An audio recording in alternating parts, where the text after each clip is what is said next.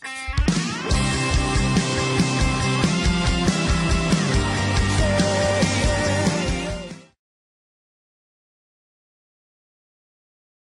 querido, nesta noite glorificamos o Teu nome, Senhor. Declaramos liberdade ao Teu Espírito Santo, Pai. Que o Senhor venha aqui estar entre nós. Pedimos que o Senhor, que é a verdade, Pai. O Senhor vem todo entendimento. O Senhor vem toda a fonte de sabedoria. Que venha sobre nós nessa noite, Pai. Que haja um ambiente, Pai, onde possamos entender, aprender, sairmos daqui, Pai, enriquecidos com a Tua palavra. Seja uma noite de edificação, Pai. Que o Senhor venha agora calar a voz do nosso eu. Venha calar a voz do inimigo em nome de Jesus. Que nós falemos, ó Pai, compartilhemos aquilo, Pai, que está determinado pela Tua vontade, que é soberana. Nos submetemos totalmente a nossa integridade física, emocional e espiritual ao Senhor agora. Em nome de Jesus, e proibimos toda retaliação contra nossas vidas, nossas famílias, nossos bens. Calamos mais uma vez, ordenamos ao mundo espiritual que o inimigo seja calado em nome do Senhor e impedido de manifestar, a não ser com concessão do Senhor para a edificação. Então, em nome de Jesus, que esse lugar esteja pleno da Tua presença e que possamos, Pai, sair daqui alegres com o Senhor, em nome de Jesus Cristo. Amém. Podem se sentar, queridos. Aleluia.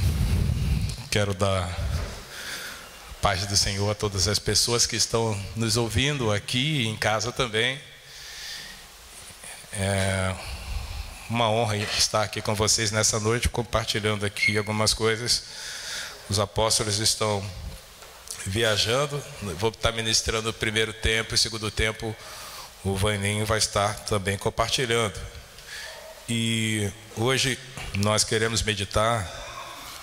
Tivemos a direção de meditar sobre a relação entre os pensamentos e as ações. Há uma relação direta entre os nossos pensamentos e as nossas ações, as nossas atitudes, as nossas atividades.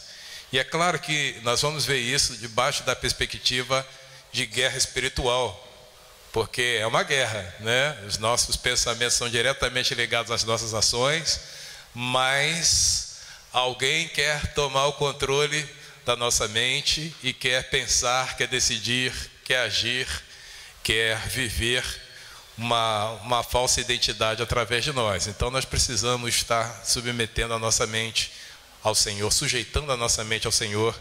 E é isso que nós vamos ver nessa noite, nesse primeiro tempo, com base no texto de Colossenses, capítulo 3, versículo 1 a 17. É o primeiro texto bíblico que nós vamos ler nessa noite para iniciarmos assim a nossa meditação da relação que existe entre o pensamento e as nossas ações. Colossenses capítulo 3, versículo 1 até o versículo 17.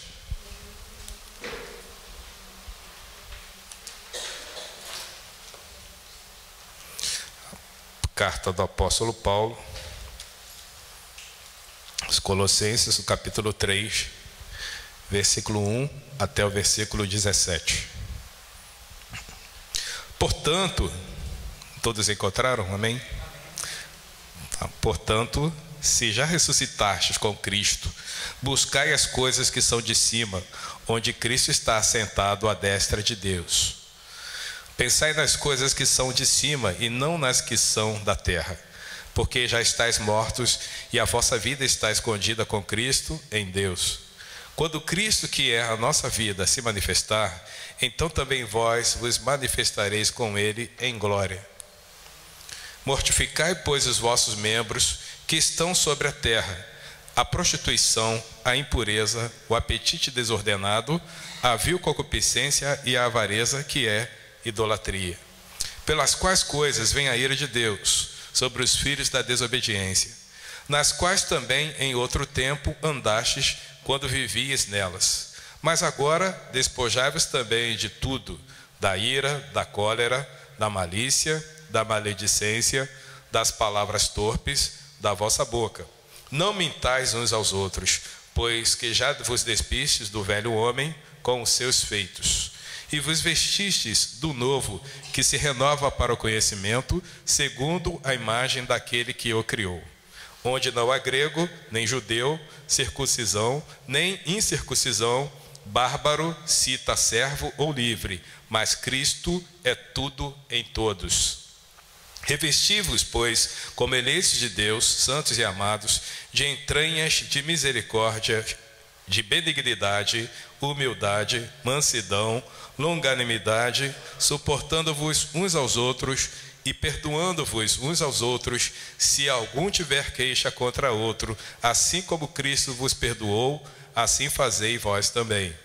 E sobre tudo isto, revesti-vos de caridade, que é o vínculo da perfeição, e a paz de Deus, para o qual também fostes chamados, em um corpo, domine em vossos corações e sede agradecidos. A palavra de Cristo habite em vós abundantemente, em toda sabedoria, ensinando-vos e admoestando-vos uns aos outros, com salmos, hinos e cânticos espirituais, cantando ao Senhor com graça em vosso coração, e quando fizerdes por palavras ou por obras, fazei tudo em nome do Senhor Jesus, dando por ele graças a Deus Pai. Amém?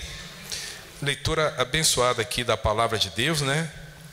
E a gente quer introduzir esse bate-papo aqui nessa noite com esse texto rico aqui, exortando à santidade, exortando ao amor e trazendo princípios gerais, né, para que a nossa mente possa estar totalmente alimentada, possa estar sendo abastecida, alimentada pela palavra de Deus, pelos preceitos do Senhor, e assim a nossa relação com Deus será bem melhor.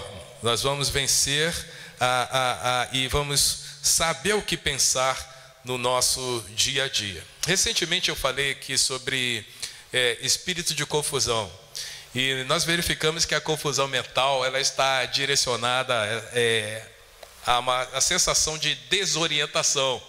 Lembram disso? A dificuldade de tomar decisões, a dificuldade de lembrar de algumas coisas, de prestar atenção. Não, presta atenção. Você que está em casa também, presta atenção aí. Então, a Bíblia fala em Filipenses capítulo 4, versículo 8 e versículo 9, que finalmente, irmãos, tudo que é verdadeiro, tudo que é respeitável, tudo que é justo, tudo que é puro, tudo que é amável, tudo que é de boa fama, e se alguma virtude há, e se algum louvor existe, seja isso que ocupe o vosso pensamento. Veja o versículo 9 também, Filipenses capítulo 4, versículo 8 e 9, para a gente fechar aqui a primeira parte desse nosso raciocínio. Filipenses capítulo 4, versículo 8, eu já li. O versículo 9 fala assim: o que também aprendestes e recebestes e ouvistes e vistes em mim, isso fazei, e o Deus de paz será convosco. Isso fazei. Então, se existe uma relação entre os nossos pensamentos e as nossas ações, a Bíblia nos instrui em o que pensar, o que fazer, como ocupar a nossa mente. É muito importante que a nossa mente esteja alinhada com a mente de Cristo. É fundamental que isso aconteça para a nossa caminhada cristã, para a nossa caminhada de vitória. Então, logo Deus se importa demais com os nossos pensamentos, com a nossa mente, porque isso certamente afeta a nossa vida, as nossas ações, as nossas palavras, o nosso bem-estar físico, mental e espiritual. Então está diretamente ligado a isso. E a gente percebe que as pessoas depressivas, né, que acontece?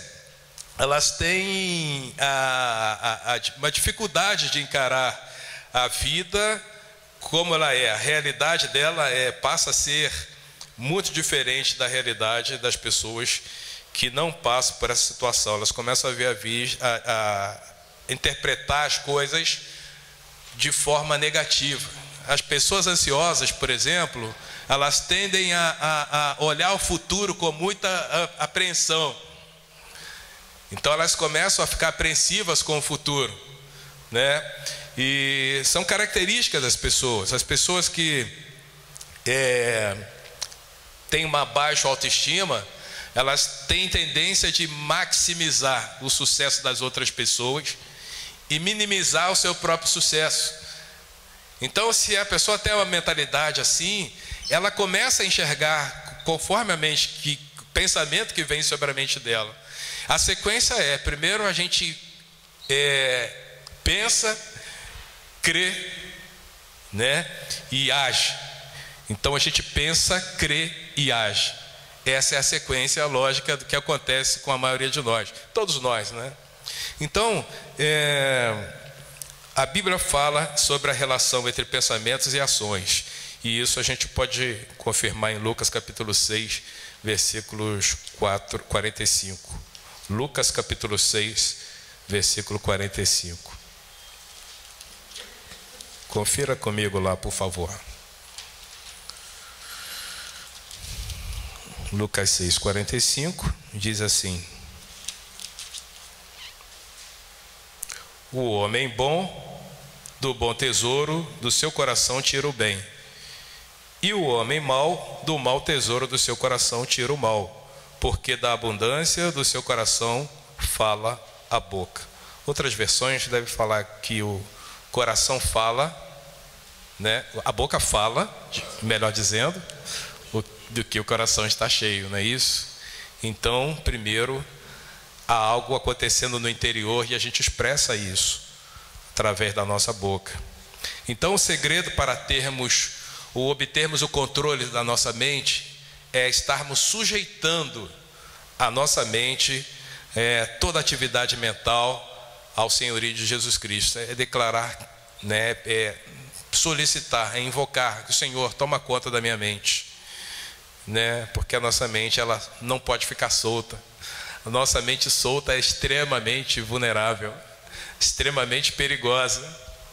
Então, a nossa mente solta, a gente toma decisões precipitadas, a gente toma decisões com inseguranças, e então muitas dificuldades se apresentam nessa situação. Então, Provérbios capítulo 14, versículo 22, fala que a dificuldade, então, em relacionarmos os pensamentos e as ações está exatamente na nossa dificuldade, na nossa maneira de pensar. Então, como eu disse, as pessoas ficam vulneráveis ao ataque do inimigo quando ela não sabe controlar o pensamento, quando ela não consegue administrar aquilo que ela pensa e, consequentemente, aquilo que ela fala. Provérbios capítulo 14, versículo 12.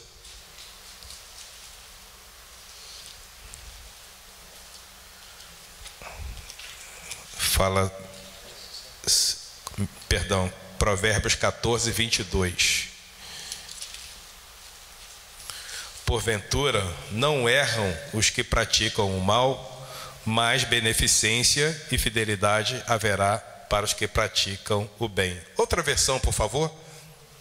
Não é certo que se perdem os que só pensam no mal, mas os que planejam o bem encontram amor e fidelidade. Então, se a pessoa só pensa o mal, a maldade no coração o tempo todo, então, consequentemente, as decisões, as ações dela serão com essas características.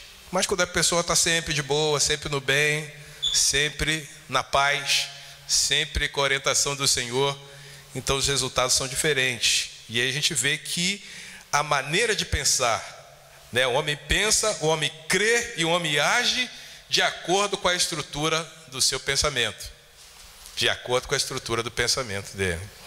Então, e normalmente esse pensamento, essa estrutura de pensamento, ela é falsa, porque ela é calcada em cima do pecado. O homem natural, ele tem a estrutura do pensamento corrompida. Ele precisa de ter uma nova estrutura, ele precisa passar pela mente de Cristo, ele precisa absorver totalmente a mente do Senhor, porque aí então ele tem a capacidade de ver a realidade como ela é de fato. Então, na Bíblia nós vemos lá atrás que o homem resolveu acreditar na mentira, né? O inimigo chegou, a serpente chegou para a mulher e disse: olha, seus olhos vão abrir se você fizer isso, isso e isso e tal. E o homem, ele tinha um relacionamento direto com Deus, e Deus falava o pensamento dele através do Espírito. Nós vamos falar aqui depois, nós somos corpo, alma e espírito. Mas por causa da mentira, a mente corrompeu, e aí então a alma passou a abrir-se os olhos espirituais, mas ele perdeu a sensibilidade de estar diretamente com Deus, e agora ele precisa sujeitar novamente a mente dele a Cristo. Então, como consequência da desobediência, né, a morte separou o homem de Deus, tornando a sua mentalidade então pecaminosa. Tito capítulo 1, versículo 15, fala o seguinte acerca desse tema: todas as coisas são puras para os puros, todavia para os impuros e descrentes nada é puro, porque tanto a mente como a consciência deles estão corrompidas. Vocês concordam com isso? Outra versão talvez diga o seguinte: para os contaminados e infiéis nada é puro, porque tanto a mente como a consciência deles estão contaminadas. Essa é a situação da mente natural, contaminada, corrompida, completamente, por causa do pecado, por causa da desobediência, por causa da mentira. Então, a maneira de pensar, a mentalidade, vai determinar muitas das nossas ações. Uma mentalidade religiosa, por exemplo, ela vai forjar um pensamento religioso até insano. A gente olha os muçulmanos, por exemplo, a mentalidade deles é que eles vão para o céu, né? Eles vão morar no céu, mas que paralelo a isso vai somar, vai contar pontos para eles matar pessoas que não creem nas mesmas coisas que eles creem. É uma mentalidade religiosa, insana. Então, se a pessoa tem a mentalidade religiosa, ela começa a ter algumas ações religiosas. E aí a gente tem que ter muito cuidado também com a mentalidade religiosa. E assim como a mentalidade religiosa, existem muitas outras mentalidades. E a gente precisa estar olhando para Jesus e perceber que Jesus, ele não andava em conformidade com os padrões do mundo. Jesus, ele dependia da revelação, ele orava, ele jejuava, ele buscava em Deus a direção para as suas ações, ao passo que hoje muita gente já não quer fazer isso, né? Muita gente não quer mais meditar, muita gente não quer mais orar, muita gente quer pegar carona na oração, na vida de outras pessoas, porque é mais fácil, mas não tem uma relação direta com Deus. Conforme João 8:28 fala, que Jesus dependia das palavras e ensinamentos do Pai. Confira comigo João capítulo 8, versículo 28. Está aqui.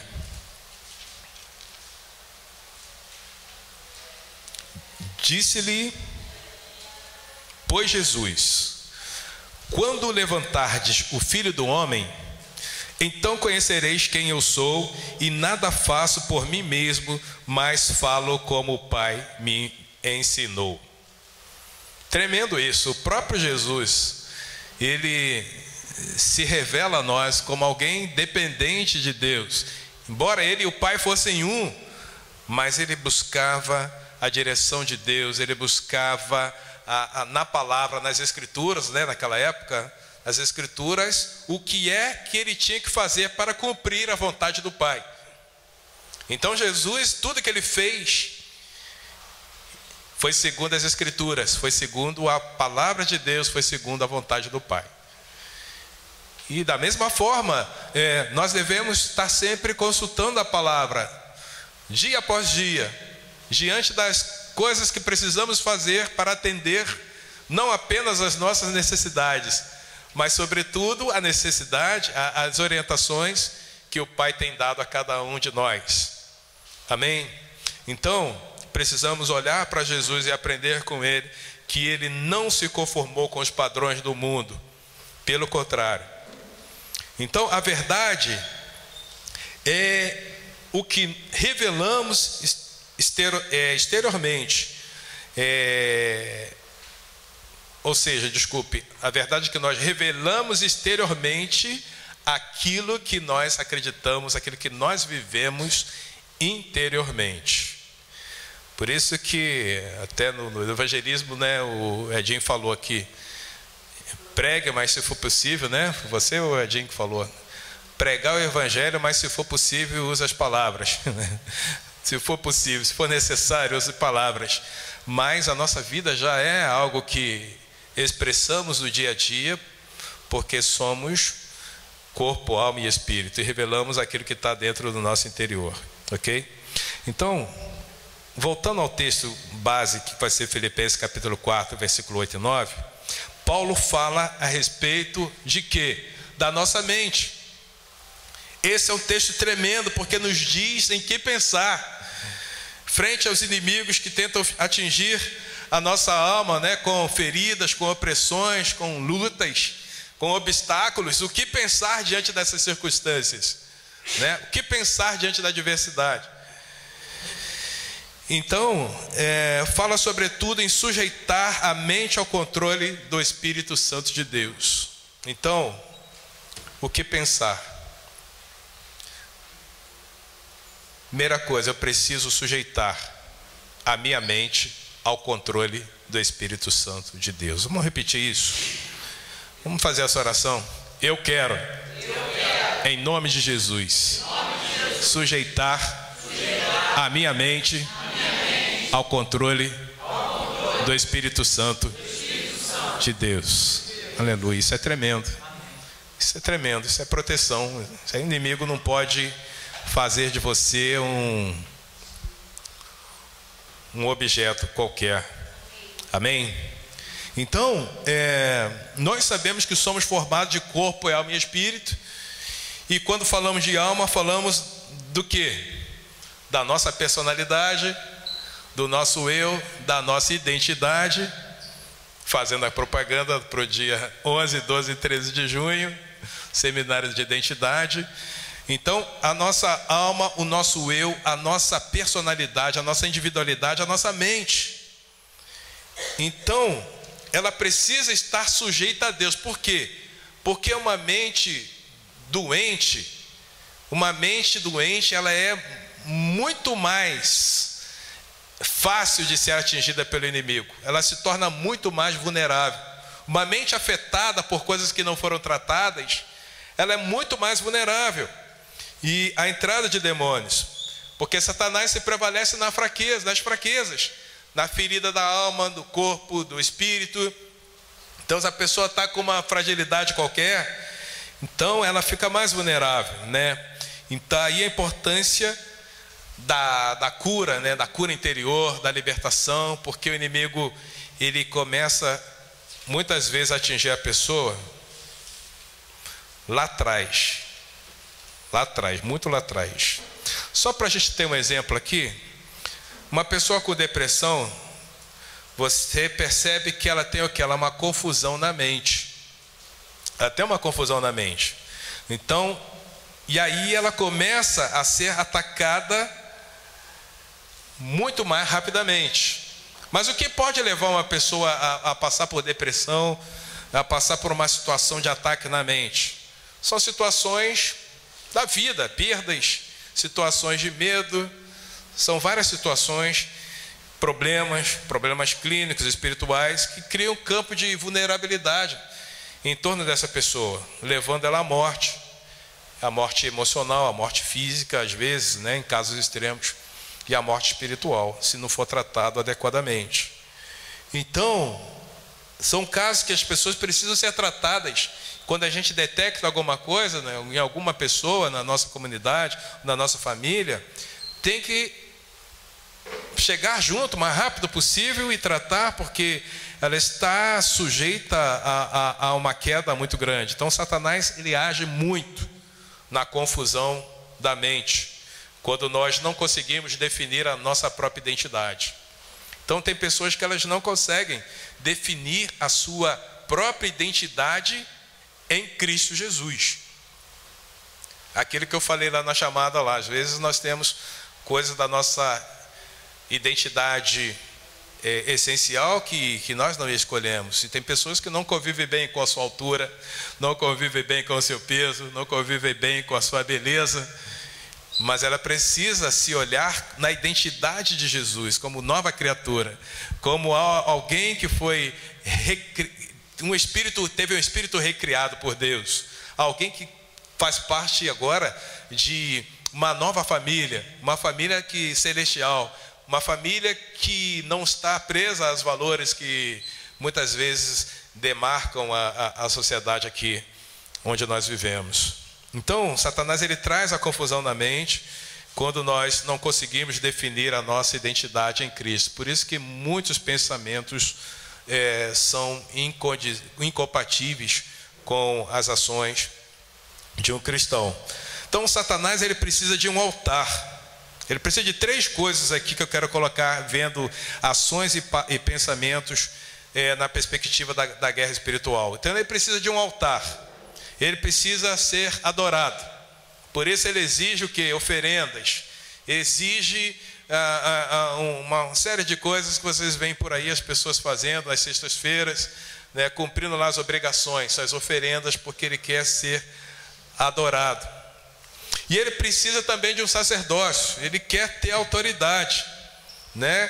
Toda a autoridade que foi entregue a Jesus, né, que Deus entregou a Jesus, que é dele, ele quer exercer uma falsa autoridade através da figura de um pai, né?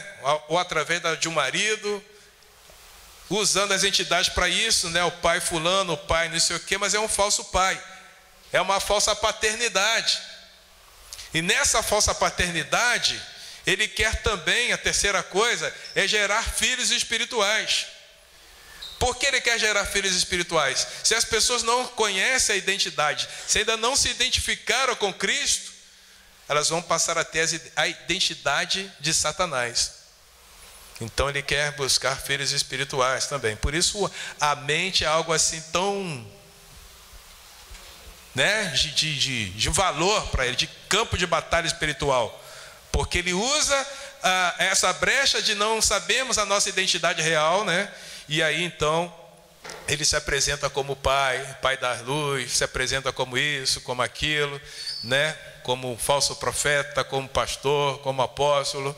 E ele vai aí pegando aquelas mentes que estão ainda sem definir o que são e faz a festa, né? Então quer filhos espirituais que têm a identidade dele. E aí como é que ele começa a agir muitas vezes? Desde o ventre materno, né? Pega uma criança, nem nasceu, cria uma situação lá, um trauma, e a criança, ao desenvolver, não tratando esse trauma, começa a ter atitudes. Por exemplo, uma pessoa rejeitada, ela começa a ter atitudes de complexo de inferioridade. Aí do complexo de inferioridade, ela começa a pensar o seguinte: já que eu tenho complexo de inferioridade, eu preciso fazer compensações. Preciso compensar isso, eu não vou ficar por baixo. Aí o diabo começa a lançar o que sobre ela? O desejo desenfreado de comer doces, comprar, né? Então, como ela foi rejeitada, mas em compensação, quando ela consegue comprar, então comprar roupa nova para ela passa a ser tudo. Então aquilo ali é tudo para ela, né? Ou então, é o alívio, é a válvula de escape, a compensação. Então isso foi gerado lá atrás. Mas quando ainda não foi definida a identidade daquela criança, ela já começa a trabalhar desde pequenininho. O inimigo começa a trabalhar na mente dela: você tem que compensar, você foi rejeitado. Então compensação, você pode comer tudo que você quiser. Compensação, você pode ficar preso aí, se não for crente, a tudo quanto é tipo de vício, né? Mas se for crente, pode ficar viciado em outras coisas também, sei lá, enfim, comer demais e outras coisas por aí. Então é a forma como o inimigo começa a demarcar as pessoas. desde criança muitas vezes. Então, por que acontece isso? A gente está falando de traumas e até um pouquinho de depressão hoje, embora eu não quero aprofundar isso. Na depressão, o problema é o seguinte: a pessoa desiste de lutar. Ela fica tão agoniada, tão chateada com a situação, que ela dá um grito, fala assim: chega, não quero mais, eu desisto, não aguento mais ninguém me chamar para fazer as coisas, ninguém me valoriza, ninguém me ama, ninguém me dá atenção, então não aguento mais. E a gente sabe que há poder nas nossas palavras, e quando o crente levanta a sua voz, ele tem a sua identidade definida em Cristo, e ele ordena ao mundo espiritual para o demônio sair, o demônio sai. Quando ele fala ao demônio: para aí, em nome de Jesus, sai da minha casa, em nome de Jesus, sai da minha família, em nome de Jesus, sai do meu trabalho, o demônio obedece e sai, por causa do nome de Jesus. Mas quando a pessoa diz: eu não vou lutar mais, aí não tem mais o que fazer. Quando a pessoa diz: chega, não quero mais lutar, não quero mais saber disso, é tudo que o inimigo espera que alguém fale para que ele continue o projeto dele de destruir a vida da pessoa. Isso chama quadro de desistência. Então existem pessoas que mesmo dentro do reino, da igreja, elas desistem facilmente. Talvez elas estejam passando sem perceber por um quadro de desistência. Não quero mais não quero mais nada, não quero mais trabalhar, eu não quero mais ter cargo na igreja. Talvez esteja desistindo até da própria igreja. Não quero mais frequentar essa igreja, não quero mais essa visão, eu não quero mais permanecer casado, eu não quero mais permanecer solteiro, eu não quero, enfim. Ela está desistindo de toda a situação que se apresenta a ela por um quadro que se instalou de desistência. Mas, queridos, há poder na nossa palavra, e nós não somos pessoas indefinidas que já não têm domínios sobre a nossa própria vida. O inimigo quer que a pessoa não tenha vida própria. Por isso ela utiliza aí as pessoas como cavalos. Ele não tem a mente de Cristo, ele age como um cavalo. Ele age como um que só faz a vontade dele. Não tem vontade própria. A pior coisa que tem é o crente passar por uma situação de não ter mais vontade própria. Não quer mais lutar, não quer perseverar, não quer mais avançar. Isso é um problema. Os pensamentos estão relacionados com as nossas ações. Então, como é que estão os nossos pensamentos? Nas perguntas do fórum, Léo? Foi legal, Léo, o fórum, Então, como está hoje os nossos pensamentos, irmãos? Não estou falando de positivismo, não estou falando de fé, estou falando de fundamento, como nós lemos lá em Colossenses capítulo 3, versículo 1 a 17. O que fazer, o que pensar? Filipenses, Paulo fala: o que pensar? O que deve ocupar o nosso pensamento? Coisas boas, palavras proféticas, palavras de Deus, promessas de Deus, meditar nas obras de Deus no passado.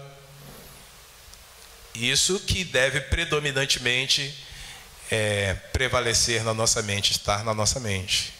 E aí assim nossas respostas serão respostas de fé. E quando vierem as lutas maiores e o inimigo falar, porque o inimigo tem voz, e o inimigo fala o que ele quer.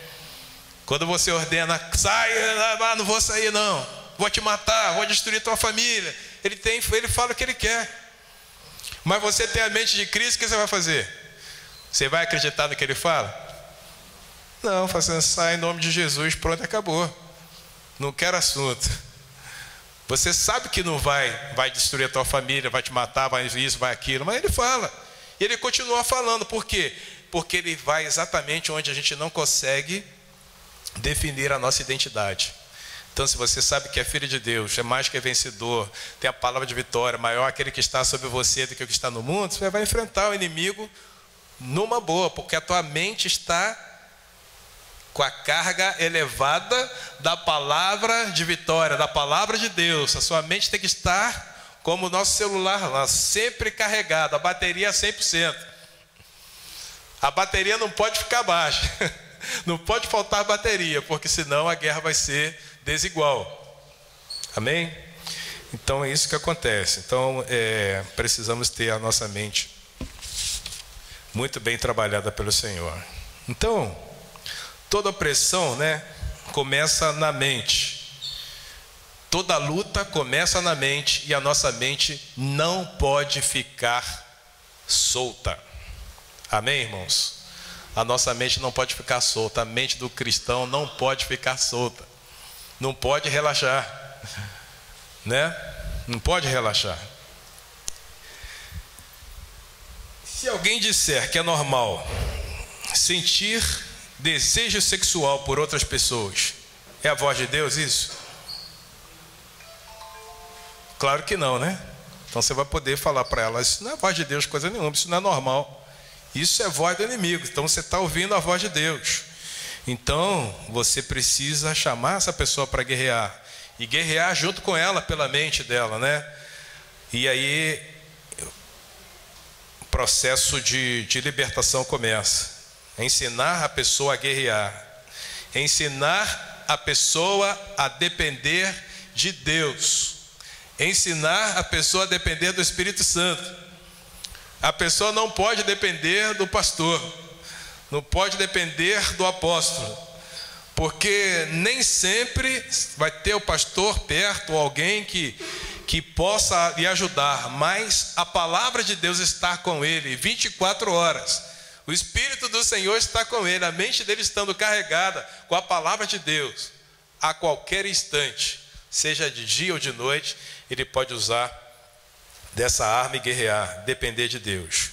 Então tem pessoas que se dizem vítimas, que se acham vítimas e dizem que estão em depressão e pronto. Não, você vai falar com ela: não, estou mal, não quero não. O evangelismo aí, não vou participar não, que eu estou em depressão. E pronto, isso justifica um monte de comportamento. E aí a gente, na alma também, ficar com pena da pessoa, falar: coitado, irmão, é isso mesmo, puxa vida, você, coisa chata, Aí a pessoa está mal, aí começa a falar mal de todo mundo.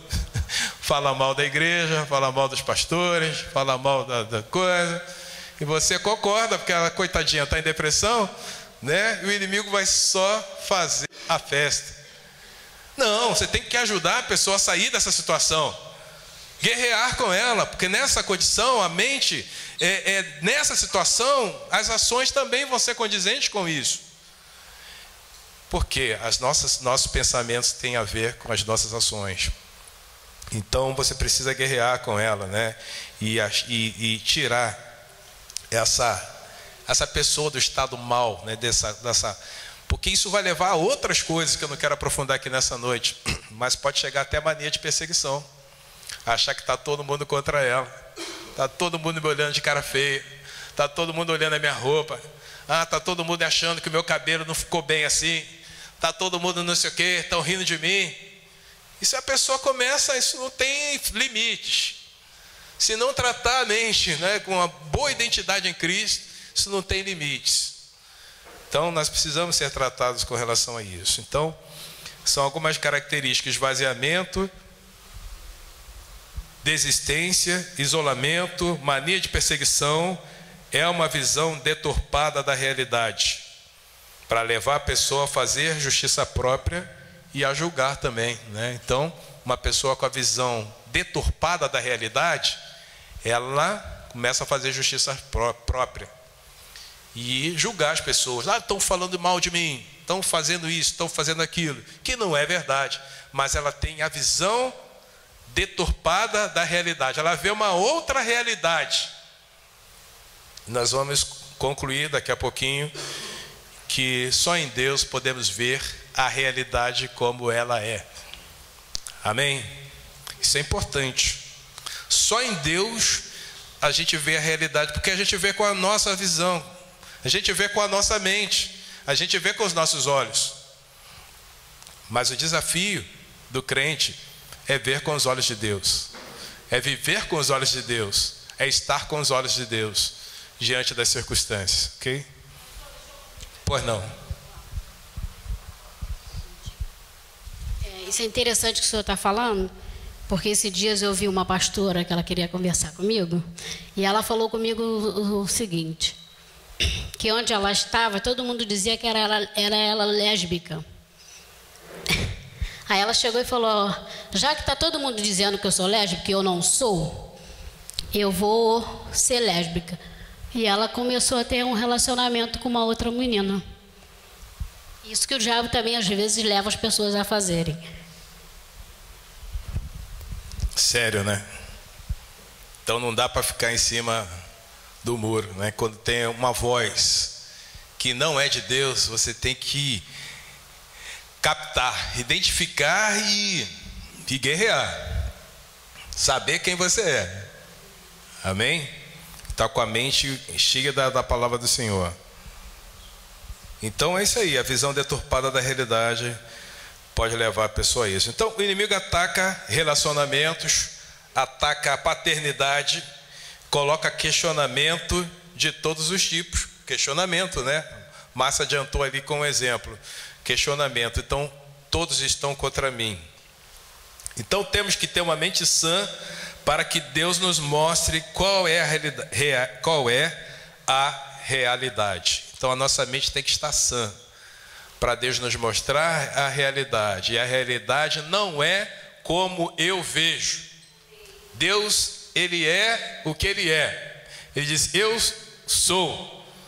Então nós precisamos sujeitar a nossa visão, nosso entendimento, a nossa mente, àquele que criou toda a realidade.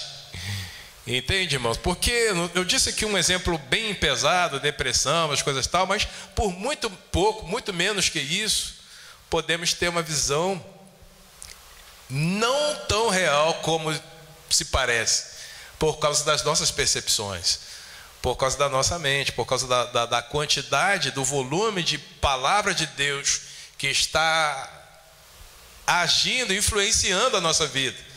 Então a palavra de Deus, quando nós temos o hábito de ler, meditar, repensar, buscar, até que Cristo se transforme numa realidade em nós, até que isso seja, nenhuma dúvida possa se apresentar a nós, como foi no caso até de uma pastora, pode ser líder, pode ser qualquer pessoa, se não vigiar, está sujeito a isso aí, a se deixar levar pelo que os outros pensam, né? Então isso é um perigo e a gente precisa ter uma mente sã. Então não é como você vê, isso é quando a gente vê uma coisa e define da nossa maneira e não quer saber da opinião das outras pessoas e nem quer saber da opinião de Deus, isso se caracteriza como uma altivez de espírito. Então, quando a pessoa é altiva, ela não se submete a nenhum tipo de opinião acerca do que ela quer fazer, acerca do que ela não tem conselheiro, não tem pastor, não tem líder, não tem ninguém, tem que ser o que eu quero, né? O que eu quero é o que eu decidi, eu não quero orientação de ninguém, eu não quero ouvir a opinião de ninguém. E isso é uma obsessão, isso é como pecado de feitiçaria também, a obsessão e a feitiçaria. 1 Samuel 15, 22 fala sobre isso. São princípios da bruxaria até. Você faz o que você quer, independente da opinião das pessoas, porque você faz qualquer coisa para que a sua vontade seja feita. Não estou falando aqui de perseverança, não estou falando aqui de busca de Deus, de crer, de esperar, de lutar por coisas que têm direção de Deus. Estou falando daquilo que a gente quer fazer sem orientação alguma, porque é bom para a gente, porque a gente vai se dar bem de alguma maneira. É sobre isso que eu estou falando. Então, a palavra de Deus diz, conhecereis a verdade, e a verdade vos libertará. É a verdade que nos liberta. Então, como as pessoas não estão tão envolvidas mais com essa questão da Bíblia, né? Então elas estão ficando mais vulneráveis. Aí houve uma coisa aqui, houve uma doutrina ali, houve uma profetada ali do outro lado, e ela começa a questionar os valores espirituais eternos, ficam vulneráveis. Mas a gente tem que defender a nossa mente sempre com o que está escrito na palavra, né? Não, está escrito, o inimigo fala, mas você é lésbica. Não, mas está escrito que eu sou uma nova criatura em Cristo Jesus, que eu sou santa e que eu sou filha de Deus, e a palavra de Deus diz que eu tenho que viver em santidade. Isso que você está falando aí não é de Deus não, essa voz não é de Deus. Então nós temos que reconhecer isso, né? Então é com a palavra que ministramos. Temos que declarar a palavra, sujeitar nossa mente ao controle do Espírito Santo, para evitarmos o que os psicólogos chamam de esquizofrenia. O que é esquizofrenia? Confusão da realidade e confusão também da personalidade, né? Então, quando não tratamos essas questões, os nossos traumas, nós podemos ser afetados na nossa personalidade. E aí nos faz ter atitudes e ações que são instrumentos para Satanás. Enfim, as falsas religiões também, o hinduísmo, o budismo, o islamismo, é a última coisa que eu quero falar aqui. A nova era ensina que meditar é esvaziar a mente para dar lugar a uma experiência espiritual. Quantos aqui já foram convidados ou desafiados a esvaziar a mente, relaxar, diante de uma prova, alguma entrevista, né? Tem um terapeuta que chega para você, né? A gente coloca numa sala e coloca lá alguns desenhos, ou sugere que você ouça o som da cachoeira, veja as estrelinhas no céu, e etc e tal, e esvazia a sua mente. Isso é a maior roubada que existe, né? Nós falamos o quê? Que nós não pode deixar sua mente solta, livre. Pelo contrário, né? Quando você estiver diante dessa situação, começa a orar. Começa a orar, porque a coisa está sendo evocada ali, espíritos contrários ao de Deus. Então, nós só precisamos ter a experiência com o Espírito Santo, com a mente de Cristo. Nós não precisamos ter outro tipo de experiência. Então a Bíblia ensina a meditar de uma forma fundamentalmente oposta a isso. Ela nos orienta a meditar na palavra e a esperar em Deus, e nos ensina com que encher a nossa mente. Então você vai na palavra de Deus, são os princípios de meditação, né? Princípios de meditação, lembra quais são? Ler a palavra, né? Ouvir a voz de Deus, calar a voz do homem e calar a voz do inimigo, e esperar a resposta de Deus. Espera no Senhor, confia nele e o mais ele fará. São os princípios de meditação. Então, todos os textos bíblicos que você lê, você deve aplicar a você mesmo. O que o Senhor espera que eu faça com essa leitura? O que o Senhor espera que eu faça com esse texto? O que o Senhor espera que eu faça diante dessas decisões, diante dessa situação?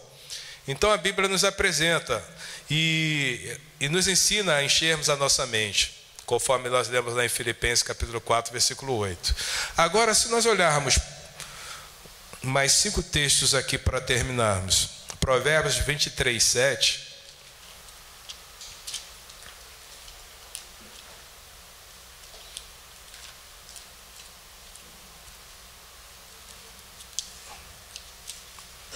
Provérbios 23, 7. O que nós podemos entender com esse texto?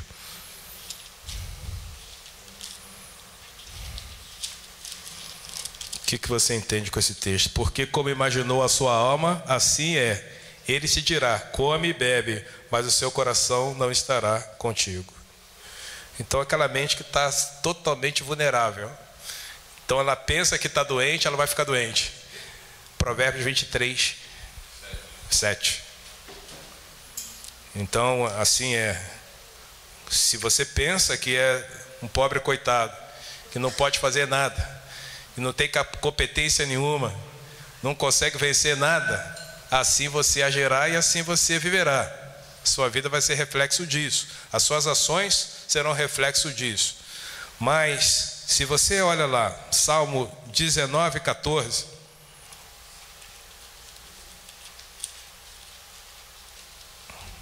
Salmo 19, 14. E outro salmo é Salmo 104, 34.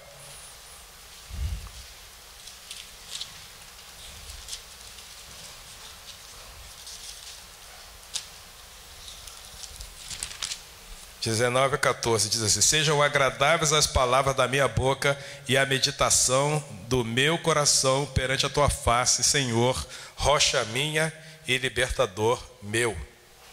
Amém, irmãos? Então, meditar na presença do Senhor, que é como nossa rocha, como nossa segurança, como nossa fortaleza, como nosso protetor, como aquele que está acima de todas as coisas. Então, que sejam agradáveis a palavra do Senhor na minha boca, que seja agradável ler a palavra de Deus, seja agradável não apenas ler, mas estudar, seja agradável não apenas ler, estudar, mas meditar. Meditar significa que você nem vai ler tanta coisa assim, mas você vai ficar voltando para buscar o que ele quer dizer, o que o Espírito Santo quer dizer para você naquele pequeno texto, naquele pequeno versículo. Então pode ser que um dia você leia 2 versículos e fique ali pensando o dia inteiro sobre aqueles 2 versículos. Isso é meditação. 2 versículos apenas. Mas, Senhor, eu quero o máximo desse versículo. O que quer dizer isso? Senhor é meu pastor, nada me faltará. Quer dizer que eu vou ter tudo aquilo que eu preciso, mas o Senhor é meu pastor, nada me faltará. Será que falta alguma coisa na minha vida? Mas o Senhor é meu pastor, nada me faltará. Mas eu vou fazer aquilo, vou conseguir. Mas, enfim, é você estar meditando. Salmo 104, 34. A minha meditação a seu respeito será suave. Eu me alegrarei no Senhor. Então não pode ser algo por obrigação, né? Ou por uma meta, simplesmente. Não vou ler a Bíblia o dia inteiro, o ano inteiro. Vou ler a Bíblia durante o ano. Aí 4 capítulos por dia, toda semana. Tu leu a Bíblia 1 ano, mas entendeu nada. Né? Você fez o que? Foi a religião. Na religião, não, tem que ler a Bíblia todo ano, ler a Bíblia. Pastor, todo ano ler a Bíblia, começa em janeiro, termina total. Mas você está vivendo o quê? Você está vivendo o quê? Estou dizendo que seja errado isso. Esses alvos são importantes, mas mais importante ainda é você meditar naquilo que você está fazendo, que você está lendo. Então tem que ser com alegria, né? Tem que ser com calma em Deus. E Salmo 104, 34 fala que a minha meditação a seu respeito será suave, eu me alegrarei no Senhor. Então, meditar nas coisas boas. Primeiro segredo para guardar a nossa mente íntegra é meditar nas coisas boas. Aí o sujeito só fica vendo coisa ruim, só reportagem pesada, né? De facada para tudo quanto é lado e tal, o dia inteiro nisso. Como é que vai ficar a mente dele? Vai ficar sobrecarregado com o espírito de violência. E aí, sem querer, ele está dando patada nos outros e tal. Ele não vai dar facada, mas se der mole, ele vai dar um toco que... você está me olhando por quê? Né? E você tem nada com a minha vida? Né? Vai ser grosso, vai ser áspero. Né? Então, você está se alimentando de quê? De coisas boas. Então, o primeiro segredo para ter uma mente saudável, para entender e para se encher, o que pensar, o que fazer, segundo a vontade de Deus, e aí vermos a realidade como Deus vê, e não como Deus vê, é pensar nas coisas boas, meditar nas coisas boas. Segundo segredo é meditar na palavra de Deus como um todo, né? Segundo Timóteo capítulo 3, versículos 16 e 17, eu tenho que meditar na palavra de Deus, pensando que ela é um manual completo para que eu possa viver uma vida abundante em Deus. Segundo Timóteo capítulo 3, versículos 16 e 17. Toda palavra divinamente inspirada é proveitosa para ensinar, para redarguir, para corrigir, para instruir em justiça, para que o homem de Deus seja perfeito e perfeitamente instruído para toda boa obra. Tremendo, né? Então todo homem de Deus, toda mulher de Deus seja perfeita e perfeitamente instruída para toda boa obra, é buscar na Escritura, tanto o Novo quanto o Antigo Testamento, a divina inspiração de Deus, que é muito proveitosa para ensinar não só na igreja, mas principalmente na nossa casa, principalmente no nosso trabalho, ensinar as coisas que temos aprendido de Deus. Terceira coisa é meditar nas palavras proféticas.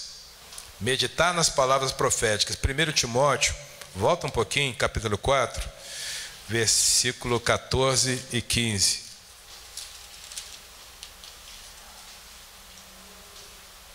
Não desprezes o dom que há em ti, o qual te foi dado por profecia, com a imposição das mãos do presbitério. Medita essas coisas, ocupa-te nelas, para que o teu aproveitamento seja manifesto a todos. Então, além de eu ler, jejuar, orar, buscar, tem que acreditar na palavra profética também. Então, nós estamos numa igreja que é apostólica e profética.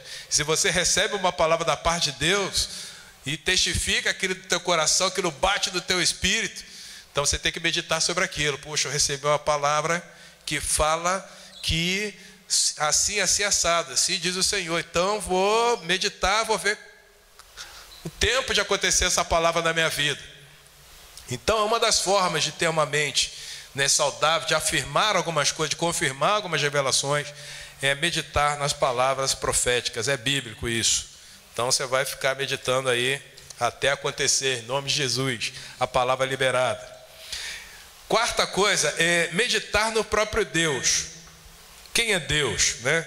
Salmo 63, versículo 6. Pensar em Deus, né? Quando dorme, quando vai dirigir, quando está andando, fazendo a caminhada, pensando em Deus. Salmo 63, 6.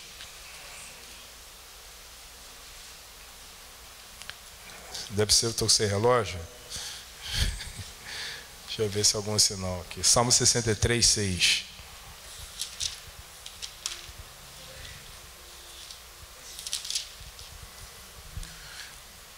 Quando me lembrar de ti na minha cama e meditar em ti nas vigílias da noite.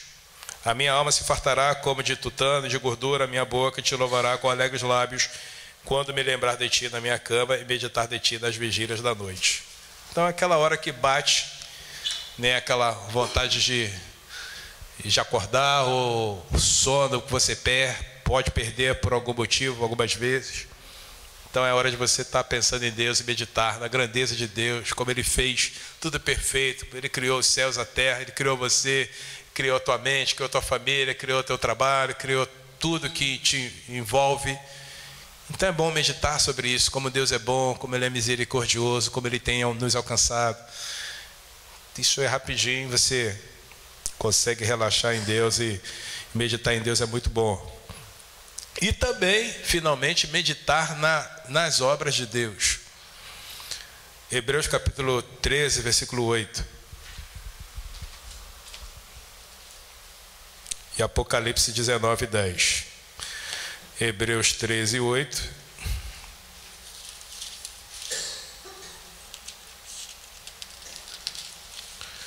Diz o seguinte: que Jesus Cristo é o mesmo ontem, hoje e eternamente, sempre. Ele nunca muda, né? Nunca muda. Então ele significa, desculpa aí, não consegui desligar isso. Significa que nós não podemos perder a confiança nele. Ele é o mesmo que nos ajudou no passado, mesmo que fez uma grande obra no passado. Ele continua trabalhando a nosso favor, continua olhando a nossa vida, continua cuidando de nós. Em nome de Jesus. Apocalipse 19, 10.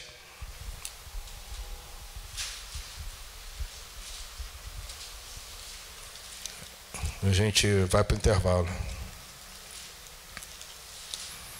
Apocalipse capítulo 19, versículo 10.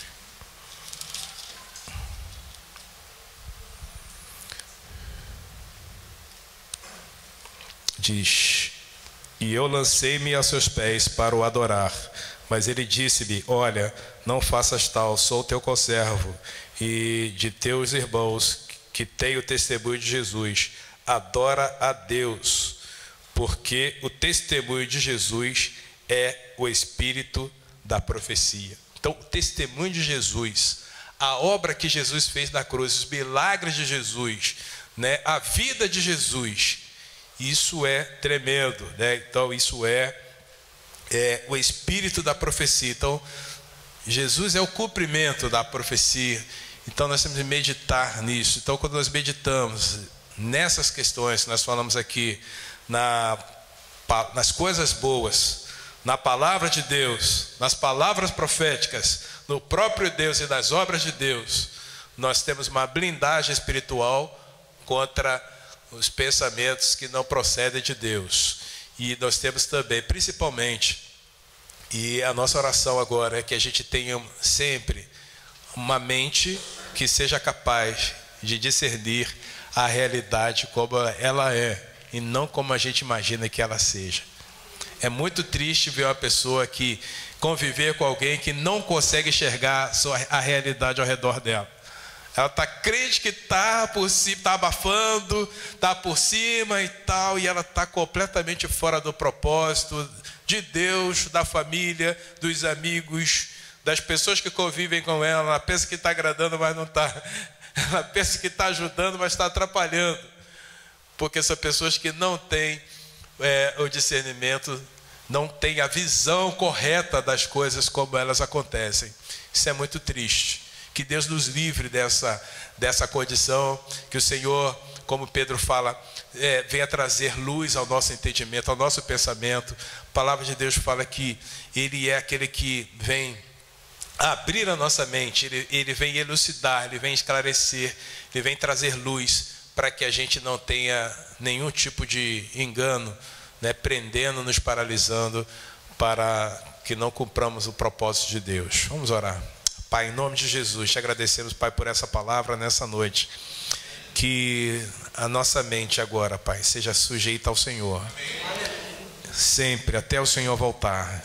Não deixe, Pai, que distorções, não deixe que traumas, não deixe que circunstâncias roube de nós, deturpe, Pai, a nossa forma de pensar, a fim de que fujamos da realidade.